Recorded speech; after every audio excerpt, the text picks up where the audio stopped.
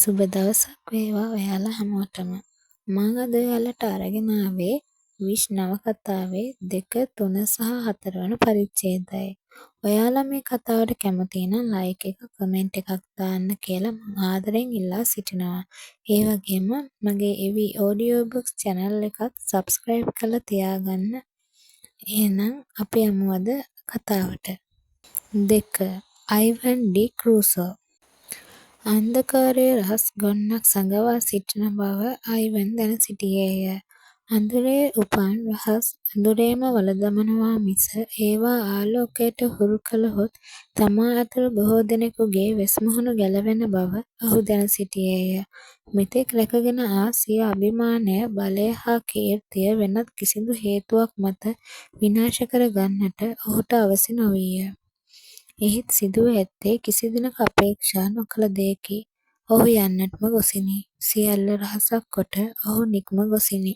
පැතුම්. ඒ සොඳුරු තරුණයා මිය ගොස් ඇත. නිවැරදිවම පැවසුවහොත් පැතුම් වස පානය කර සිය ජීවිතය හමාර කොටගෙනය. එහෙත් වසක් විසක් ශරීරයට ඇතුළු කරගෙන මිය යන්නට තරම් මානසික අවපීඩන තත්ත්වයක ඔහු නොසිටියේය. සමහරෙක් සිතනවා ඇත්තේ ඔහුට කවුරුන් හෝ වස පොවා ඇති බවක්ද? එනම් ඔහුව ඝාතනය කර ඇති බවක්ද? එසේ වුවහොත් ඔවුන්ගේ ඇඟිල්ල ප්‍රථමයෙන් සහේතුකව හෝ අහේතුකව තමාට එල්ල වන වගද අයිවන් දැන සිටියේය. අයිවන් හෙට පල්ලි යන්න එනවනේ. පැතුම්ගේ මරණය සිදු වූ දින රාත්‍රියේ වෛද්‍ය ක්‍රිස්ටෝ ඔහුගෙන් විමසුවේ ඔහුගේ මුහුණ දෙස තියුණු බැල්මක් හෙළමිනි. සීතල පහව යාමට නිවස තුළ දල්වා තිබූ කුඩා පෝරණුවේ ගිනි අඟුරු එහාට මෙහාට කළ සැම්සන් ටීපෝව මත තිබූ හිස් භාජනය රැගෙන ගියේ පිසූ මස් ව්‍යාංජනයෙන් එය නැවතත් පුරවාගෙන ඒමටයි. නොයා ඉන්න පුළුවන් නම් මං කැමතියි ක්‍රිස්ටෝ. අයිවන් විස්කි වීදුරුව හිස් කළේ දිග සුසුමක් හෙළමිනි. ඇයි ඒ මොකද? මට මේ හැම දෙයකින්ම ඈත් වෙන්න ඕනේ. පැනලා යන්න ප්‍රශ්න වලින්? ඒක විහිළුවක් අයිවන්. මම පව්කාරයෙක්. මිනිස්සු මට ගල් ගහයි. ඒ මිනිස්සු මේව දැනගත්තොත්නේ දැන් හැමදේම අතීතයට එකතු වෙලා ඉවරයි. නැවතත් සැම්සන් පැමිණියේය. මස් භාජනය ටීපෝව මත තැබූ ඔහු දෙදෙනා දෙස උකුසු බැල්මක් හෙළමින් නික්ම ගියේය. මං දැන් මොකද ක්‍රිස්ටෝ කරන්නේ? මට මේ හැම දෙයකින්ම ගැලවෙන්න ඕනේ. එහෙම නැතිව මට කිසිම සහනයක් නෑ. මස් කැබැල්ලක් ගෑරුප්පුවෙන් මුවට දමාගත් අයිවන් විමසුවේ නොවෙනස් බැල්මෙන් තමා දෙස බලා සිටින මිත්‍රයාගෙනි. අයිවන්ගේ සිතුවිලි මොහොතකින් වෙනස් වුවද වෛද්‍ය ක්‍රිස්ටෝගේ බැල්මෙහි කිසිදු වෙනසක් සිදු නොවිය. හැමදේම නෙවේ. උඹට උඹේ අතීතයෙන් ගැලවෙන්නයි ඕනේ අයිවන්. උඹට ඕනේ උඹේ හිත නිදහස් කරගන්න. දෙවියන් වහන්සේ මට කවදාවත් සමාව දෙන එකක් නැහැ. මම මහා පව්කාරයෙක් ක්‍රිස්ටෝ. හැමදේම සිද්ධ වෙන්නේ හේතුවක් ඇතිව අයිවන්. නිකම්ම නිකම් මේවා අහේතුකව සිද්ධ වෙන්නේ නැහැ. තමුසේ කලබල නොවී ඉන්නවා. මේ දේවල් වලින් තමුසේට කිසිම බලපෑමක් වෙන්නේ නැහැ. අපි සැලසුම් කරපු විදිහටම මේ දේවල් සිද්ධ වෙයි. අයිවන් හෙළූ සුසුම් හඬ වෛද්‍ය ක්‍රිස්ටෝට හොඳින්ම ඇසුණි. ඒ සුසුමේ තිබුණේ සියල්ල අහිමි වීමක විප්‍රයෝගයද නැත්නම් අලු ගසා දමා නැගිටීමක ආරම්භයද යන්න ඔහුට හරියට තේරුම් ගත නොහැකි විනි. කවුද මරණය ගැන ඉන්වෙස්ටිගේෂන් කරන්නේ? දැන් නම් මේ හඬ තුළ ඇත්තේ සුපුරුදු අයිවන්ගේ තේජස් බව වග එවර ක්‍රිස්ටෝට අවබෝධ විය. හෙක්ටර් මං ඒ සේරම බැලන්ස් කරලා තියෙන්නේ. පැතුම්ගේ මරණය සියදිවි නසා ගැනීමක් විදිහට පොලිස් පොතේ ලියවේවි. එතනින් එහාට කිසිම ප්‍රශ්නයක් නැහැ. හරි. හෙට මං යනවා බංගලාවට. මං ආයෙ එකපාරක් මගේ ඉස්සර දේවදූතයව දකින්න ඕනේ. වලලන්න කලින් මට ආස එකපාරක් ඒ රත්තරන් කොල්ලව. අයිවන් වෛද්‍ය ක්‍රිස්ටෝගේ වියරු හඬ මුළු නිවස පුරාම රැව් දුන්නේය. ඒ වන විට ඔහු හිඳ සිටි අසුරින්ද නැගිට සිටියේය. අයිවන් බිම බලාගෙන සිටියේ තමා අතින් සිදු වූ වරදට සමාව අයදින විලසිනි. උඹ කවදාවත් හැදෙන මිනිහෙක් නෙමෙයි අයිවන්. ක්‍රිස්ටෝගේ දැස් ඇදී ගිය මුළු තැන්කට පිවිසෙන ద్వාරයේ අසල සිට ආලින්දය දෙස බලා සිටින සැම්සන් දෙසටය. ඔහුගේ බැල්මේ වූයේ ප්‍රශ්නාර්ථයකි. ඇයි සැම්සන්? ප්‍රශ්නේ ක්‍රිස්ටෝගෙනි. කාමරේ මහත්තයා සද්දෙට කලබල වෙලා. සැම්සන් ගැහෙන ස්වරයෙන් පවසමින් දකුණතින් පෙන්වූයේ අයිවන්ගේ නිදන කාමරයයි. ක්‍රිස්ටෝ මද වේලාවකින් සැම්සන් දෙස බලා හිසින් සංඥා කළේ එතනින් පිටව යන ලෙසටය. මෙච්චර දෙයක් වෙලා තියෙද්දිත් උඹට අද දවසටවත් ඉවසන් ඉන්න බැරි වුණාද? ඊයේත් මුළු රෑම උඹ රැන්ඩි එක්ක නේද හිටියේ? උප්පත්තිය වෙනස් කරන්න බෑ ක්‍රිස්ටෝ. උප්පත්තිය නෙමේ වැරැද්ද. උඹට පාලනයක් නැති උඹේ වනචරකමයි වැරැද්ද. ක්‍රිස්ටෝ එතන සිට කිසිදු වචනයක් කීවේ නැත. දත්මිටි කමින් ඔහු බලා සිටියේ හොරපොස්සෙකුසේ බිම් බලා සිටින සිය මිත්‍රයා දෙසය. මං යනවා. හෙට එතන ගිහින් ප්‍රශ්නයක් දාගන්න එපා. මං හැමදේම උඹ කිව්ව විදියට පිළිවෙලට කරලා තියෙන්නේ. ප්‍රශ්න දාගන්න හදන්න එපා. එහෙම වුණොත් මේ දේවල් අපේ පාලනයෙන් තොර වෙයි. විශේෂයෙන් අර ගෑණි කියන දේවල් වලට ඕනට වඩා උත්තර දෙන්න යනවා එහෙම නෙමෙයි. දබරැගිල්ල දිගු කරමින් ක්‍රිස්ටෝ පැවසුවේ අයිවන් ඉලක්ක කරගෙනය. කවුද? කැතරින්ද? ඒ නිවුණු හඬ අයිවන්ගේය. ක්‍රිස්ටෝගේ මුහුණේ රැඳී තිබුණේ අවඤ්ඤා සහගත සිනහවකි. ඔව් කැතරින් තමා. උඹේ නාමික ගෑණි. අතනදී විස්කි වීදුරුව ශබ්ද නගා ටීපොව මත තැබූ ක්‍රිස්ටෝ එතනින් පිටව ගියේ පුටුව මත රැඳි සිය සීත කබාය ඇඟලා ගනිමිනි. 3. කැතරින් මට උණුවෙන් කෝපි එකක් බොන්න ඕනේ මරියා. ඉක්මනට හදාගෙන එනවද? පැතුම්ගේ මරණයට දින දෙක තුනකට පෙර දිනක කැතරින් පැවසුවේ තම ඇඳුම් අල්මාරියේ පිළිවෙලට සකසන මරියා දෙස බලාගෙනයි. ඒ වන විට වැනිසා නතාෂා හා වැනිසාගේ පෙම්වතා වන ජෙහාන්ද නිවාඩුවට ගල් බංගලාවට පැමිණ සිටියහ. කැතරින්ගේ එල්ලීමට එකඟ වූ මරියා සිනාමුසු මුහුණින් එතනින් පිටව ගියාය. මමීට දැන් කොහොමද? ඉස්සර වගේම කකුල් කැක්කුම එනවද? වැනිසාගේ නෙත් රැඳී තිබුණේ ජනේලයෙන් එපිට ඈතින් දිස්වන පයිනස් කඳ පන්තිය දෙසටය. අලු පාට මීදුම් අතරින් තනින් තන පයිනස් ගස් ඇයට පෙනුනේ සිය සිතුවිලි වෙලාගෙන තිබූ ව්‍යාකූලත්වයෙන් මුදවා ගන්නට පැමිණි භූත ආරක්ෂකයන් සේය. වැනිසාගේ පැනයට පිළිතුරක් කැතරින්ගෙන් ලැබුණේ නැත. වැනිසායේ විමසුවේද පිළිතුරක් අපේක්ෂාවෙන් නොවන වග ඈ දෙස බලන කෙනෙකුට වැටහී යනු ඇත. ඇයට අවශ්‍ය වූයේ ඒ අවස්ථාවේ ඔහේ හිතට ආ යමක් පැවසීමට මිස එයට ප්‍රමාණවත් ප්‍රතිචාරයක් නොවේ. කැතරින් නිහඬව බලා සිටියාය. එකම ඉරියව්වක නොසැලී බලා සිටියාය. නිහඬ බව තවදුරටත් වැනිසාට දරාගත නොහැකි වුණේ. ඇය නිහඬ බවට ප්‍රිය යුවතියක් නොවේ. ඇයට නිතරම අවැසි වූයේ කෑගසා හෝ සිතේ රැඳි දෑ පවසාලන්නටයි. හිතේ තියෙන සියලු දෑ ඉවතට දමා මුළු හිතම නිදහස් කරගන්නටයි. ඉහිලුම් නොදෙන්නි නිහඬ බවේ උච්චතම තැනට පැමිණි කල ඇය වහා ජනේලය ළඟින් මෑත්ව කැතරින් වෙත පැමිණියාය. කැතරින්ගේ දැස් හෙමිහිට එසවුනේ වැනිසාගේ දෙසටයි. කිව යුතු දහසක් දෑ ඒ දැස් වලින් මත ලියවී තිබුණේ. එහෙත් වැනිසාට ඒ කිසිවක් නොතේරුණි. ඇයට ඒ දැස් පෙනුනේ වසර කිහිපයකට පසු දකිනා නුපුරුදු හැස් බැල්මක් පමණි. වැනිසා අපි යන්. මීදුමත් එන්න එන්නම වැඩි වෙනවා. තව වැඩි වුණොත් මට ඩ්‍රයිව් කරන්න බැරි වෙයි. රෑ වෙන්න කලින් හොටෙල් එකට ය아가න්න පුළුවන් වුණොත් හොඳයි. ඒ ජෙහාන්ය. ඔවුන් එදින රාත්‍රිය නගරයේ හෝටලයක ගත කිරීමට කල්තියාම වෙන් කොටගෙන තිබුණි. ඔව් අපි යන් ජෙහාන්.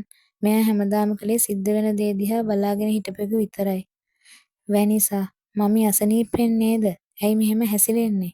ජිහාන් එවර නැවතත් විමසුවේ වැනිසාගේ නොසන්සුන් බව තේරුම් ගෙනයි. ඇගේ තියෙන අසනීප වලට බෙහෙත් තියෙනවා ජිහාන්. හැබැයි තමන්ගේ හෘද සාක්ෂියට විරුද්ධව ගියපු මිනිසුන්ගේ ආත්මය ලෙඩ වුණාම ඒවට බෙහෙත් නෑ. වැනිසාගේ හඬ කැතරින්ට මනාව ඇසුණි. පැවසූ සෑම වදනක්ම කිනිසි පහර වදින්නාක් මෙන් පපු කුහරයේ අභ්‍යන්තරයේ පසාරු කරගෙන යන්නාක් මෙන් ඇයට දැනුනි. සියල්ල අවසන ඉතිරි වූයේ ඇගේ ඇසේ කොනක කඳුළු බිඳුවක් පමණි. පිටව යන වැනිසාට එය නොපෙනුනි. පෙනුනද ඒ වන විට කැතරින්ගේ කඳුළුවල ඇයට එතරම් වටිනාකමක් වූයේද නැත. මරියා සුවිසල් ආලින්දයට පිවිසියේ මුළු තැන්ගෙයි සිටයි. වැනිසා හා ජෙහාන් කැතරින්ගේ කාමරයේ සිට පිටව යන හඬ ඇසී ඇය ආලින්දයේ දෙසට වැදුනාය. අංකල් අයිවන් දැන් මෙහෙ එන්නේ නැද්ද මරියා? වැනිසා විමසුවේ ඇගෙන් තොරතුරු දැනගැනීමේ අදහසිනි. ඉස්සර වගේ එන්නේ නෑ. අසනීපයක් කිව්වොත් විතරක් ඇවිල්ලා බලලා යනවා. ඔව් ඉතින් ගෙඩිය පිටින් දැහැගත්තට පස්සේ ආයේ මොකට මේවා සලගින්න එන්නේ? වැනිසාගේ හිත තවමත් සංසුන් වී නොතිබුණි.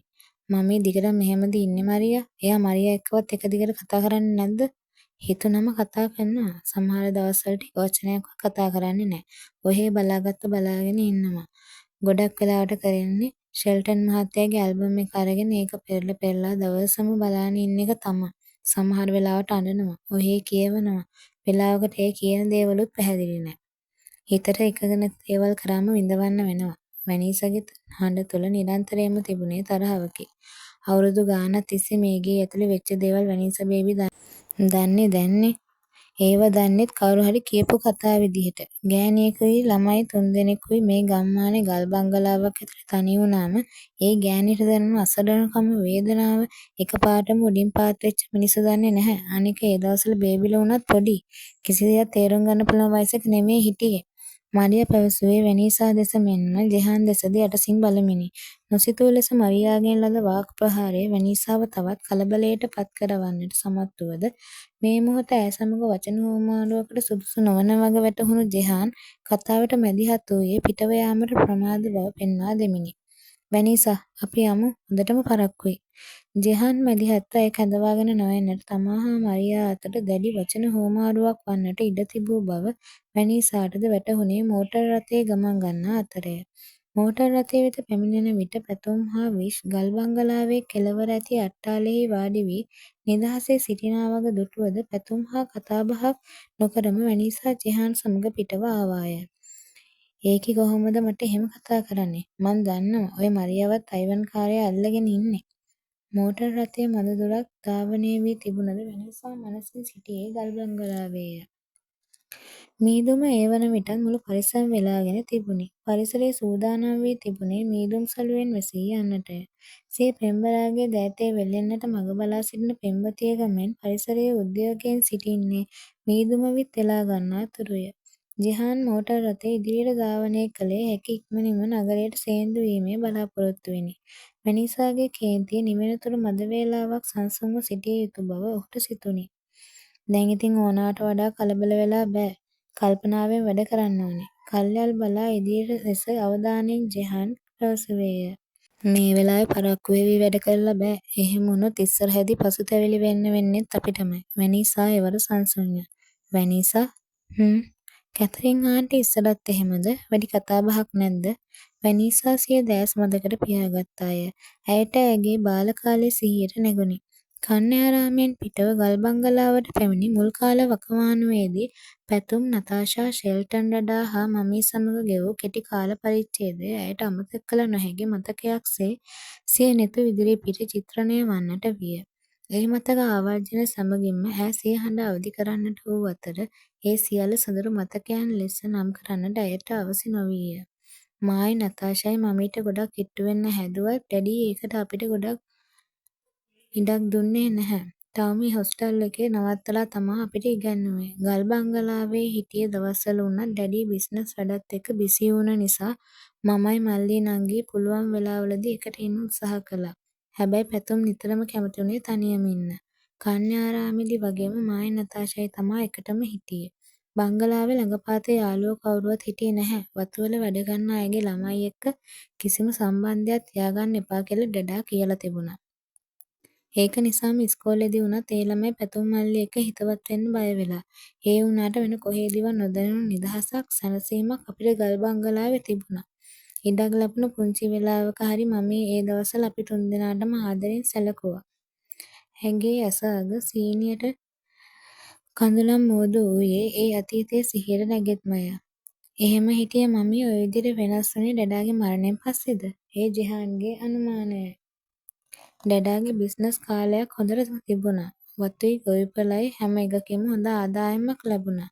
සල්ලි අතින් අපිට කිසිම අඩුපාඩුවක් තිබුණේ නැහැ. ඒත් පස්සේ ඒ වගේ එක ප්‍රශ්න ඇති වුණා.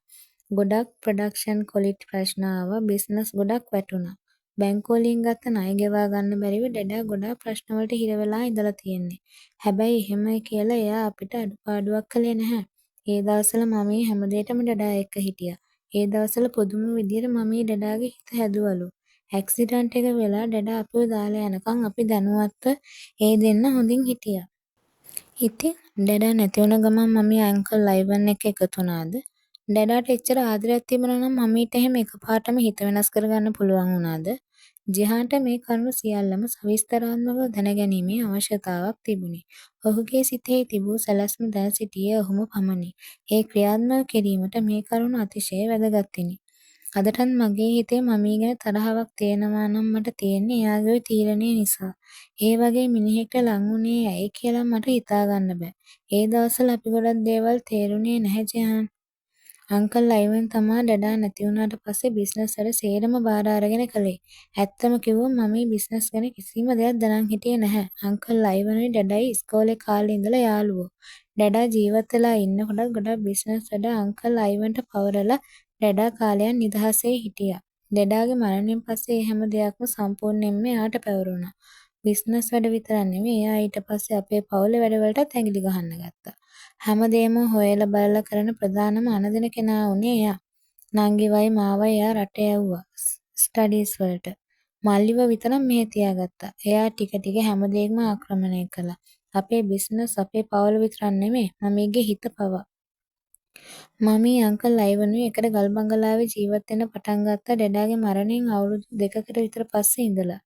අපි වැකේෂන් එකකට අවුරුදු 2කට විතර වතාවක් තමා ආවේ. ඒ දවස්වල නම් එයා අපිට ලොකු වෙනසක් පෙන්නුවේ නැහැ. අපිත් ටික ටික ඒ ජීවිතවලට හුරු වුණා. මෙහි සිද්ධ වුණ ගොඩක් දේවල් අපිට මග ඇරුණා. එතකොට ඩැඩාට තිබුණ ඔය ප්‍රොපර්ටිස් ටික අංකල් අයිවන්ට නීත්‍යානුකූලව අයිති වුණේ නෑනේ. කල්යල් බලා සුදුසුම් පැනේ ජිහාන් යොමු කළේය.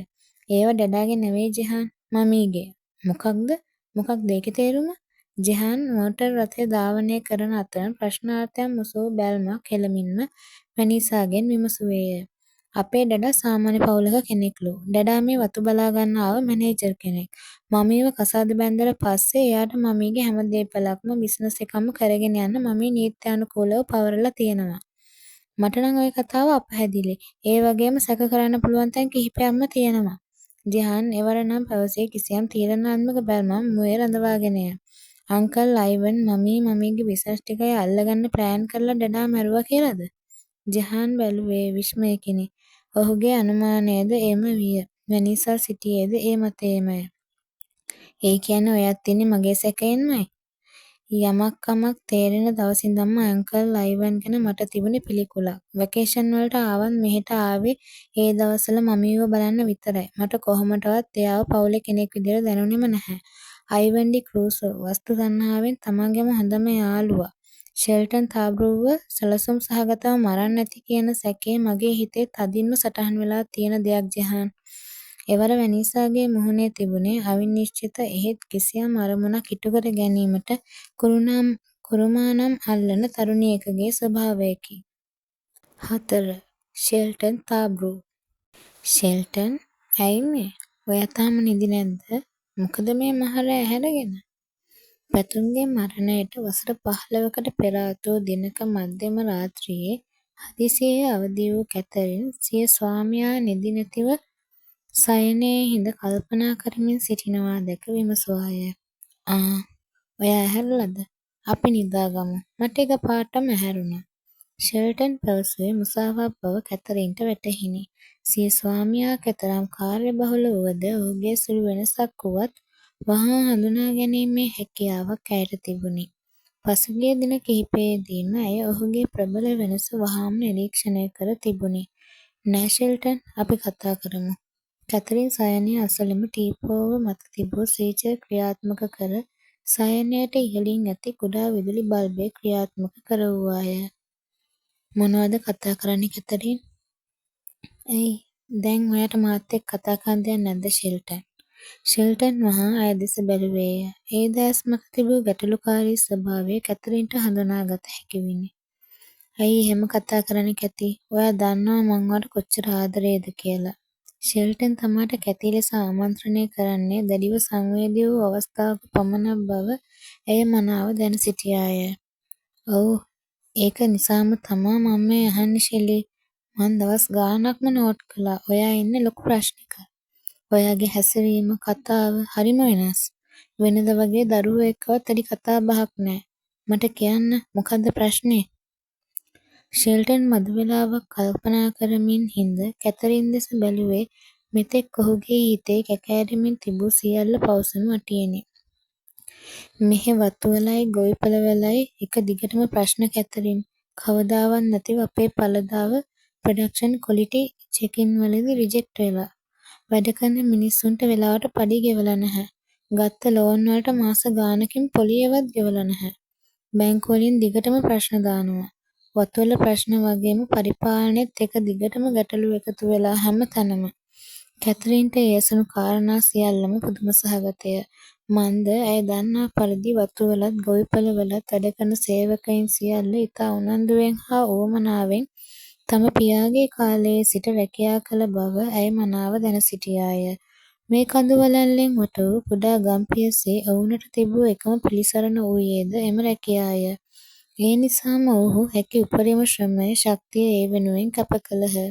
එබැවින් පෙර සිටම සියලු ව්‍යාපාර කටයුතුවල ආදායම ඉහළින් ලැබුණු අතර මෙවැනි තත්ත්වයක් ඇති වී ඇතැයි ඇය කිසිදු විටෙක නොසිතුවාය. එහෙම වෙන්නේ කොහොමද ෂෙලි? අපේ බිස්නස් පාඩුවක් නැතුව සිද්ධ වුණානේ.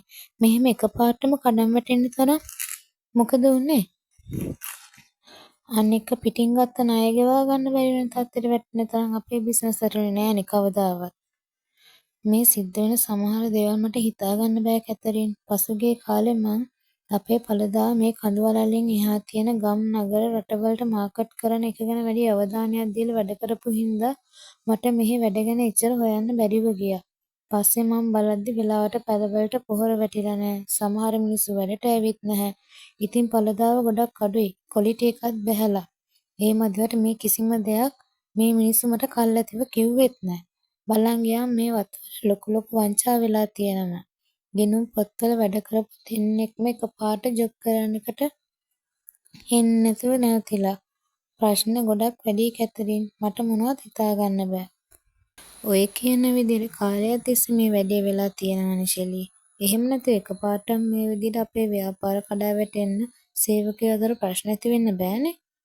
මට දුක ඔයා ගැන කැති. ඔයා මට විශ්වාසකම්පට පවරපු දේපල මෙහෙම නැති වෙනව මට බලා ඉන්න බැහැ.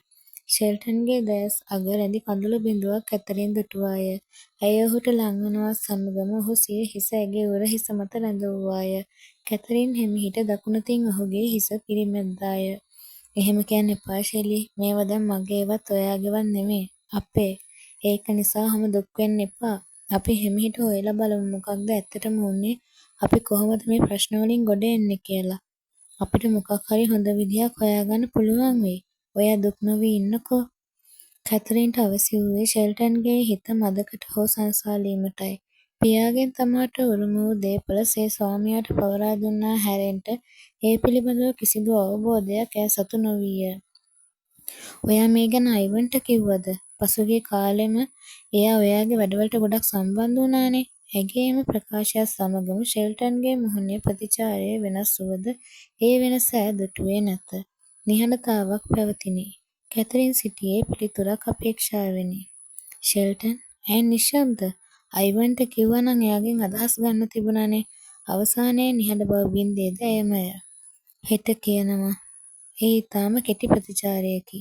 මම මැනේජර් කෙනෙක් එක්ක ගිය අර ගිණුම් වැඩ කරලා අයින් වෙච්ච ළමයින්ගේ ගෙවල් වලටයි තව වැඩට ආවේ නැති කීප දෙනෙක්ගේ ගෙවල් වලටයි. ඒ මිනිස්සු කීප දෙනෙක්ම මේ පළාත අතෑරලා ගිහිල්ලා. සමහරු අසනීප අරවා මේවා නිදහසට කිව්වත් මට ඒ මූණ වලින් පෙනුනේ හරි අසරණකමක්. ඔයා මොකද්ද ඒ ගැන හිතන්නේ ෂෙලි? කවුරුවත්ම හරි විස්තරයක් දෙන්නේ නැහැ. මට තේරුනේ නම් කවුරුම හරි මේ මිනිස්සුන්ගේ කටවල් වහලා කියලා. කවුද එහෙම කරන්නේ? නැවතත් පැවතියේ පෙර පැවති නිහඬතාවයමය. ප්‍රබල හස්තයක්. මේ මිනිසුන්ව පාලනය කරන්න පුළුවන් ප්‍රබල හස්තයක්. අපි කල්පනාවෙන් වැඩ කරමු ෂෙලි. මං හිතන්නේ හැමදේම ඉක්මනින් විසඳේවි. ඔයා මෙහෙම කල්පනා කර කර ඉන්න එපා. මෙහෙම වුණොත් ඔයා අසනීප වෙයි. බැරිම වුණොත් අපි අර ඩැඩාගේ යාළුවා ටෝනි අංකල්ට කතා කරමු. එයා මේ වෙලාවේ අපිට උදව් කරයි. ඩැඩා නිසා. බලමු. හෙට බොහොම තීරණාත්මක දවසක් වෙයි. ඉස්සර වෙලා මේ දේවල් පස්සේ ඉන්නේ කවුද කියලා තහවුරු කරගමු. ඊට පස්සේ බලමු අනිත් හැමදේම. පරිස්සමෙන් ෂෙලි. ඒ හෙට දවස තීරණාත්මක දිනයක් වන්නේ තමාට බව ෂෙල්ටන් එදින දැන සිටියේ නැත. එදායින් පසු කිසි දිනක නැවතත් කැතරින් සමග එම සයනය බෙදා ගන්නට ෂෙල්ටන් පැමිණියේ නැත. ඔහු දෙව්මව් තුරුලට ගියේ කැතරින්ව තනිකොට දමාය. මමී අනේ එන්නකෝ. 12 වියති නතාෂා දුරකථනය අතැතිව කෑ ගැසුවේ අනෙක් පස සිටි පුද්ගලයා පැවසූ කිසිවක් තේරුම් ගත නොහැකිවයි. පාසැල් නිවාඩුව නිසා ඇය හා වැනීසා එදින ගල් බංගලාවට පැමිණ සිටියහ. ඇයි නතාෂා, කවුද? කැතරින් රිසිවරය සවනෙහි තබා ගත්තේ නතාෂාගෙන් පිළිතුරක් අපේක්ෂාවෙන්ම නොවේ. අනෙක් පස සිටි පුද්ගලයා පැවසූ මුල් වදන් පේලිය පැහැදිලිව ඇසුණද අවසන කියූ කිසිවක් මනසට ධාරණය වූයේ නැත. රිසිවරය අතින් ගිලිහී තමා එක්වරම අසල තිබූ බිත්තියට වාරු දී හෙමිහිට බිමට ඇදී ආවේද ආයාසයකින් තොරව වග ඇයට නොදැනුණි. දැස පලාගෙන කඳුළු කැට පේලියක් ගලා ගියද ඇයට අවැසි වූයේ කෑගසා සිය හිත රැඳි වේදනාව පිට කිරීමටයි. හදිසි අනතුරකින් සිය ස්වාමියා මිය යෑමේ පුවත කිසි දණක මෙලෙස අසන්නට අපේක්ෂා නොකළ ඇය අසල සිටි නතාෂාව තුරුළු කරගෙනම දෑස වසා ගත්තේ කඳුළුවලට රිසිසේ දෑස් මතින් ගලා යන්නට ඉඩ සලසා දෙමිනි.